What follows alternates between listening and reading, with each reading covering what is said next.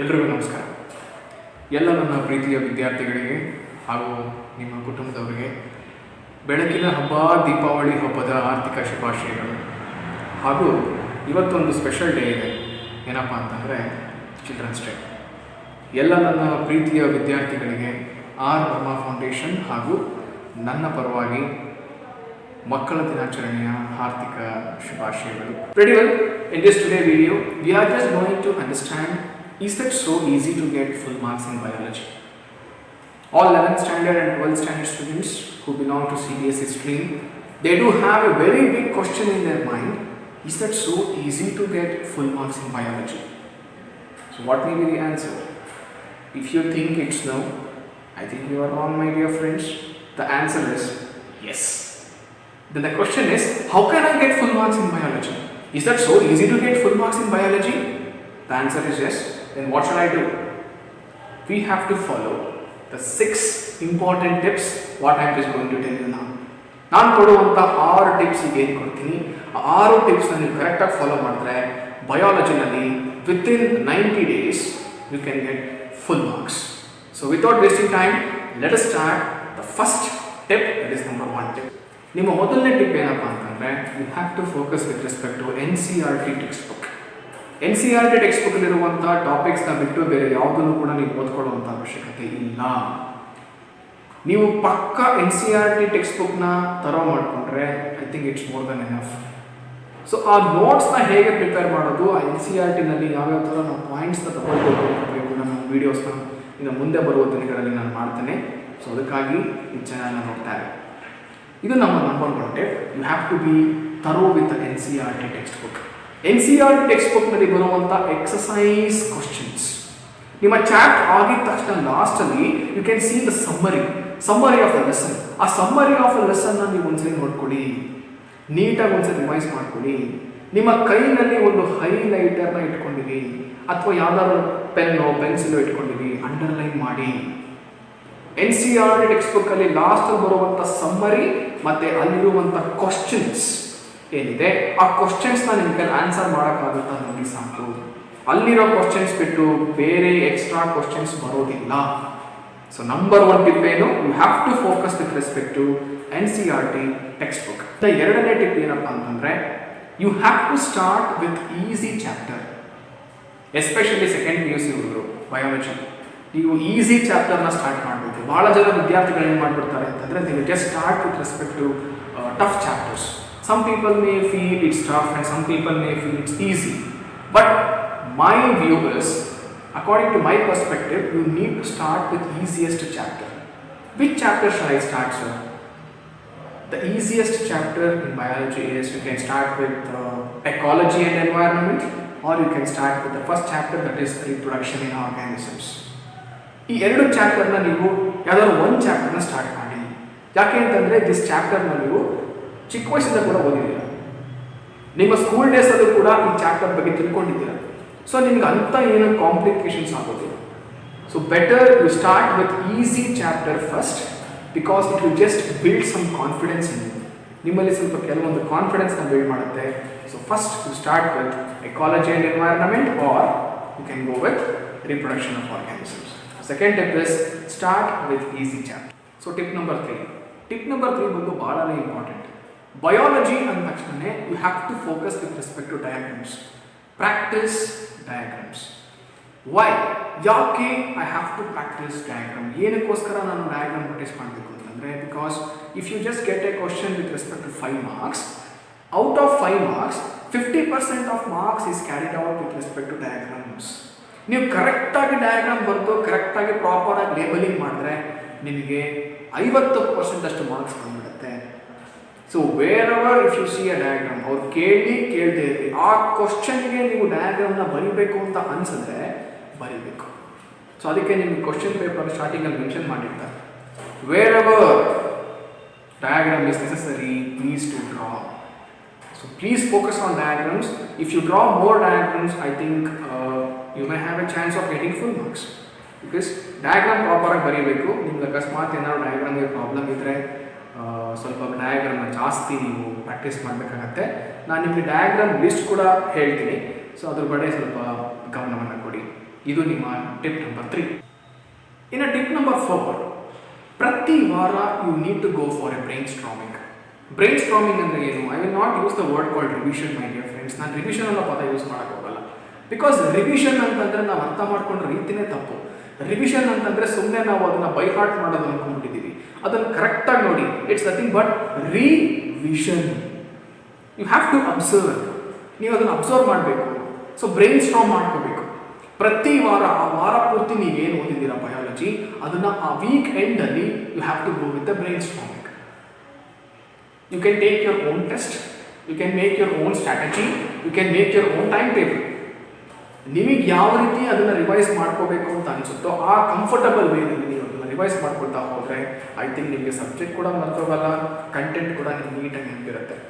ಇದು ನಿಮ್ಮ tip number 4. ಇನ್ನು tip number 5. So tip number 5ನಲ್ಲಿ ನಾವೇನು ಮಾಡಬೇಕು? You have to prepare a proper notes. ಒಂದು ಕೀ ನೋಟ್ ಅಂತ ಮಾಡ್ಕೋಬೇಕು. ಪ್ರತಿಯೊಂದು ಕ್ಲಾಸ್ನಲ್ಲೂ ಕೂಡ ನೀವು ಸುಮ್ಮನೆ ಎಲ್ಲಾದನ್ನೂ ಬರ್ಕೊಳ್ಳೋದ್ರಿಂದ ಪ್ರಯೋಜನ ಇಲ್ಲ. ಸ್ಮಾರ್ಟ್ ವರ್ಕ್ ಮಾಡಬೇಕಿಲ್ಲಿ. ಸೊ ಏನು ಮಾಡಬೇಕಿಲ್ಲಿ? You just take a book, a small book, write in your own language. ನಿಮಗೆ ಯಾವ ಲ್ಯಾಂಗ್ವೇಜ್ ತುಂಬ ಕಂಫರ್ಟಬಲ್ ಅನಿಸುತ್ತೋ ಆ ಲ್ಯಾಂಗ್ವೇಜ್ನಲ್ಲಿ ಅದನ್ನು ಬರ್ಕೊಳ್ಳಿ. ಯಾಕೆಂದರೆ ರಿವೈಸ್ ಮಾಡಬೇಕಾದ್ರೆ ಅಥವಾ ಬ್ರೈನ್ ಸ್ಟ್ರಾಮಿಂಗ್ ಮಾಡಬೇಕಾದ್ರೆ ನಿಮಗೆ ಭಾಳ ಹೆಲ್ಪ್ ಆಗುತ್ತೆ. ಭಾಳಷ್ಟು ಜನಕ್ಕೆ ಐ ಥಿಂಕ್ ಇಂಗ್ಲೀಷ್ ಪದಗಳು ಅಷ್ಟು ಅರ್ಥ ಆಗೋದಿಲ್ಲ. So they can write in their own words. You can just take your help from your ಟೀಚರ್ಸಿಂದ ನೀವು ಹೆಲ್ಪ್ ತಗೊಂಡು ನಿಮ್ಮದೇ ಆದಂಥ ಓನ್ ನೋಟ್ಸ್ನ ಮಾಡ್ಕೊಳ್ಳಿ. And always remember, let the notes be very prescribed. ಸ್ವಲ್ಪ ಶಾರ್ಟ್ ಆಗಿರಲಿ, ಸ್ವಲ್ಪ ಸಿಂಪಲ್ ಆಗಿರಲಿ. ಸುಮ್ಮನೆ ಟೆಕ್ಸ್ಟ್ ಬುಕ್ ನೋಡಿಕೊಂಡು ಅದರಲ್ಲಿ ಹೆಂಗಿದೆ ಅದನ್ನೇ ನೀವು ಇನ್ನೊಂದ್ಸಲಿ ಕಾಪಿ ಮಾಡ್ಕೊಳ್ಳೋದ್ರಿಂದ ಪ್ರಯೋಜನ ಇಲ್ಲ. Okay, I just give you some criteria. ಯಾವ ರೀತಿ ನೋಟ್ಸ್ ಮಾಡಬೇಕು ಅಂತ ಬಗ್ಗೆ ಹೇಳ್ತೀನಿ, ಕರೆಕ್ಟಾಗಿ ನೋಟ್ ಮಾಡ್ಕೊಳ್ಳಿ. ನೀವೊಂದು ನೋಟ್ಸ್ ಮಾಡಬೇಕಾದ್ರೆ just take a topic, any topic of your own choice. Let me take for an example, okay, let me think about reproduction as well. Reproduction ಅನ್ನೋ ಟಾಪಿಕ್ ತೊಗೊಂಡಿದ್ದೀರಾ. ಆ ರೀಪ್ರೊಡಕ್ಷನ್ ಅನ್ನೋ ಟಾಪಿಕ್ಗೆ ನೋಟ್ಸ್ ಹೇಗೆ ಮಾಡ್ತೀರಾ ಅಂತಂದರೆ, first you write the meaning of reproduction. Okay, after writing the meaning then you move on the types of reproduction. ನೀವು ಯಾವುದೇ ಟಾಪಿಕ್ ತಗೊಂಡ್ರೂ ಕೂಡ follow this criteria. First you write the meaning, second you write the types of the particular topic, and third one is characters. Mention the characters. Reproduction ಅಂದರೆ ಏನೇನು characters ಇರಬೇಕು, ಹೇಗಿರುತ್ತೆ, ಯಾವ ರೀತಿ ಆಗುತ್ತೆ ಅನ್ನೋ ಕ್ಯಾರೆಕ್ಟರ್ನ ಬರೀರಿ. And fourth, you want to mention the advantage and disadvantage of that reproduction. Okay, types ಅಂತ ಬರ್ದಿರ್ತೀರಾ. ಆ ಟೈಪ್ಸಲ್ಲಿ ನಿಮಗೆ you know the types of reproduction, sexual and asexual. ಆ ಸೆಕ್ಷುವಲ್ ಮತ್ತು ಅಸೆಕ್ಷುವಲ್ ರೀಪ್ರೊಡಕ್ಷನಲ್ಲಿ ಅಡ್ವಾಂಟೇಜ್ ಏನು, ಡಿಸ್ಅಡ್ವಾಂಟೇಜ್ ಏನು ಅಂತ ಮೆನ್ಷನ್ ಮಾಡ್ಕೊಳ್ಳಿ. ಫೈನಲ್ ಆಗಿ ಎಕ್ಸಾಂಪಲ್ ಕೊಡಿ. ಇದು ಕೇವಲ ಒಂದು ಎಕ್ಸಾಂಪಲ್ ಅಷ್ಟೇ. ರೀಪ್ರೊಡಕ್ಷನ್ ಮಾತ್ರ ಅಲ್ಲ, ನೀವು ಯಾವುದೇ ಟಾಪಿಕ್ ತಗೊಂಡ್ರು ಕೂಡ you follow this criteria. First you write the meaning, second you write the types, third you write the characteristic features, fourth you write the advantage and disadvantage, and finally you write the examples. This is more than enough. And one more tip, while using the notes, while writing the notes, please use different pens. Blue, black, red. ನಿಮ್ಗೆ ಯಾವ colour ಬೇಕು ಆ ಕಲರ್ನ use ಮಾಡ್ಕೊಳ್ಳಿ. ಯಾಕೆ ಅಂತಂದರೆ if you use different colours, I think it's very easy to remember. Colours ನಮಗೆ ಬೇಗ ನೆನಪಾಗುತ್ತೆ, ನಮಗೆ ಭಾಳ ಹೆಲ್ಪ್ ಆಗುತ್ತೆ. ಸೊ ಅದಕ್ಕೋಸ್ಕರ ರೆಡ್, ಬ್ಲ್ಯಾಕ್, ನಿಮಗೆ ಯಾವ್ದು ಕಲರ್ ಬೇಕೋ ಆ ಕಲರಲ್ಲಿ ಪಾಯಿಂಟ್ಸ್ನ ಮೆನ್ಷನ್ ಮಾಡ್ಕೊಳ್ಳಿ. ಅವಾಗವಾಗ ಆ ನೋಟ್ಸ್ನ ತಿರುವು ಹಾಕ್ತೀರಿ. You just go through it will help you a lot. Last tip, final tip ಏನಪ್ಪ ಅಂತಂದರೆ revise previous year question papers.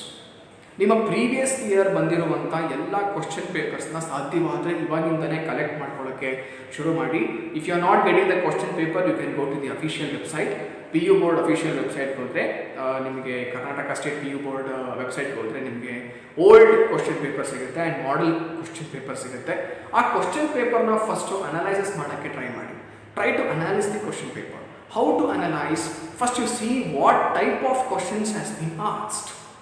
ಯಾವ್ಯಾವ ಥರ ಕ್ವಶನ್ಸ್ ಕೇಳ್ತಿದ್ದಾರೆ, ಎಷ್ಟು ಪಾರ್ಟ್ಸ್ ಬರುತ್ತೆ, ಎಷ್ಟೆಷ್ಟು ಮಾರ್ಕ್ಸ್ಗೆ ನಾನು ಪ್ರಿಪೇರ್ ಆಗಬೇಕು, ಯಾವ ಕ್ವಶನ್ಸು ತುಂಬ ರಿಪೀಟ್ ಆಗ್ತಾ ಇದೆ, please make a star mark there and focus on it. ಮತ್ತು ಪ್ರೀವಿಯಸ್ ಇಯರ್ ಕ್ವಶನ್ ಪೇಪರ್ನ ರಿವೈಸ್ ಮಾಡೋದ್ರಿಂದ ನನಗಾಗುವಂಥ ಬೆನಿಫಿಟ್ ಏನು? What is the benefit of revising the previous year question paper? The answer is, if you revise the previous year question paper, you will get an idea what type of questions they will ask and how I should write. This is the sixth tip. So Deepavali ಆಗಿರೋದ್ರಿಂದ ಒಂದು extra bonus ಆಗಿ ಇನ್ನೊಂದು tip ಹೇಳ್ಕೊಡ್ಲಾ. ಈ tip ಅಂತೂ ಭಾಳನೇ important. ಏನಪ್ಪ ಅಂತಂದರೆ you should be very confident. You have to be very confident. See I just give you an example. If I just come to your home and ask you, can you please tell about your family or about yourself ಅಥವಾ about your friend, whatever. ನಿಮ್ಗೆ ಅದನ್ನು ಕೇಳಿದ ತಕ್ಷಣವೇ do you go and prepare a notes for? ಭಯ ಆಗುತ್ತಾ ನಿಮಗೆ ನಿಮ್ಮ family ಬಗ್ಗೆ ಹೇಳಬೇಕಾದ್ರೆ? No, you will not feel anything, because ಅದು ನಿಮಗೆ ಗೊತ್ತಿರೋವಂಥ ವಿಷಯ. ಅದ್ರ ಬಗ್ಗೆ ನಿಮಗೆ ಪ್ರಾಪರ್ ನಾಲೆಜ್ ಇರುತ್ತೆ. ಅದಕ್ಕೋಸ್ಕರ ನಿಮ್ಗೆ ಯಾವುದೇ ರೀತಿ ಭಯ ಆಗೋದಿಲ್ಲ. ಅದ್ರ ಬಗ್ಗೆ ಏನೇ ಕ್ವಶನ್ಸ್ ಕೇಳಿದ್ರು ಕೂಡ ಆನ್ಸರ್ ಮಾಡ್ತೀರಾ.